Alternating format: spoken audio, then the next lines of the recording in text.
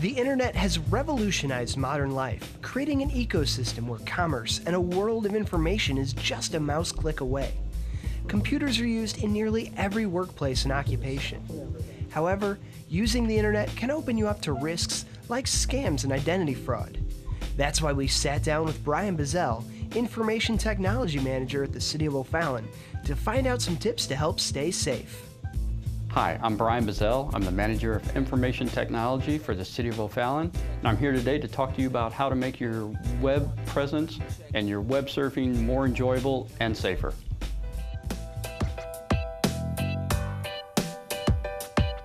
So one of the things I want to talk to you about today is creating strong passwords and using those passwords online. You want to make sure you choose and create a strong password that is not simply a word out of the dictionary, but something that has many characters, probably more than 10, and special characters, numbers, upper and lower case. There are several programs that you can use to create these passwords. Password Manager, a 1Password, a KeePass.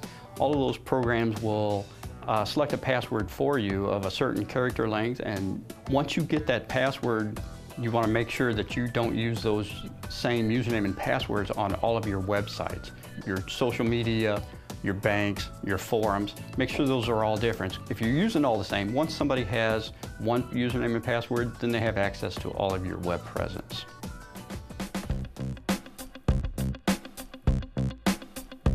The next thing I'd like to talk about is staying safe online. One of the first things you want to make sure you do is when you're typing in a website address, make sure you type it correctly. You certainly don't want to mistype something like ebay.com and mistype it as eebay.com and go to a fraudulent website.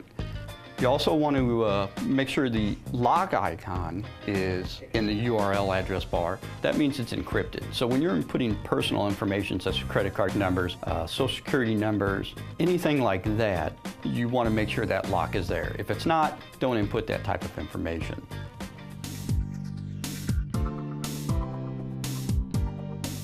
So the last thing I'd like to talk about is why users don't update their software, but you probably should. So a lot of times users don't update it because they see something pop up on their screen to download it.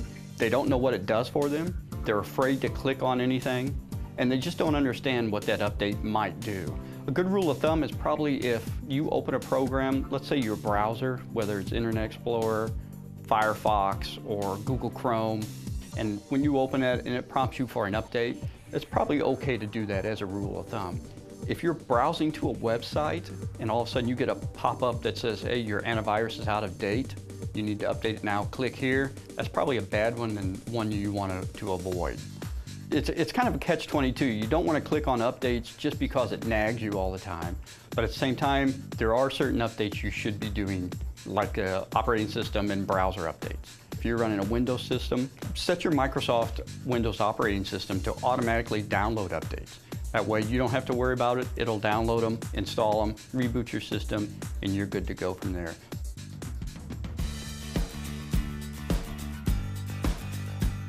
If you follow these tips, you're well on your way to a safer internet experience. Remember, use your common sense and be aware of potential tricks and scams. Be safe online and you'll protect your computer, your identity, and your personal information.